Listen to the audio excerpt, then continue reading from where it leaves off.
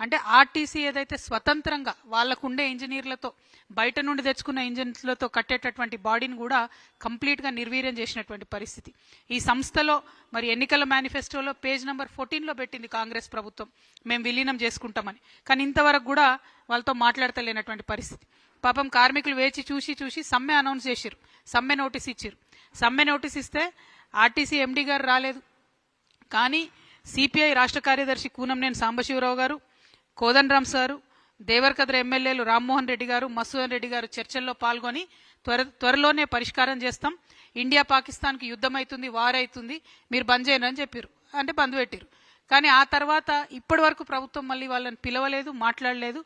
కార్మికుల సమస్యలు మాత్రం ఎక్కడ వేసిన గొంగళ్ళే అక్కడే అన్నట్టు ఉంది. కాబట్టి తక్షణమే ప్రభుత్వం దీని మీద దృష్టి పెట్టాలని చెప్పి నేను కోరుతా ఉన్నా.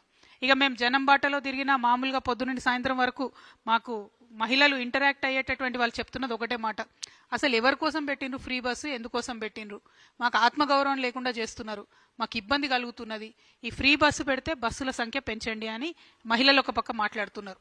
ఇంకొక పక్క వికలాంగులు మరి మాకెందుకు ఫ్రీ ఇవ్వరు ఈ బస్సులో, ఎందుకంటే ఫ్రీ బస్సులు పెట్టి ఓవర్లోడ్ అయిన బస్సులు ఏ ఒక్కటి కూడా బస్ స్టాప్లో ఆగకుండా దూరం ఆగుతున్నాయి, వికలాంగులు ఎవరు కూడా ఎక్కిపోయే పరిస్థితి లేదు, వికలాంగులకు కూడా ఫ్రీ బస్ ఇవ్వాలని చెప్పి నేను కోరుతా ఉన్నాను. అట్లానే మహిళలకు ఫ్రీ బస్ స్కీము 48 గంటల్లో అమల్లోకి తీసుకొచ్చామని గొప్పగా చెప్పుకుంటుంది ఈ ప్రభుత్వం. కానీ వారు నేను ప్రశ్నిస్తా ఉన్నా, అసలు మీరు ఆర్టీసీకి ఎంత పేమెంట్ చేసిండ్రు? నెలకు 300 కోట్లు ఇస్తామని చెప్పి ఒక ఎస్టిమేట్ చేసి చెప్పిండ్రు ఫస్ట్లో. కానీ ఇప్పుడు ఆక్యుపెన్సీ రేట్ ఎంత పెరిగిందంటే కనీసం 600 కోట్లు నెలకి ఇవ్వాలని చెప్పి కార్మిక సంఘాలన్నీ కూడా డిమాండ్ చేస్తూ ఉన్నాయి.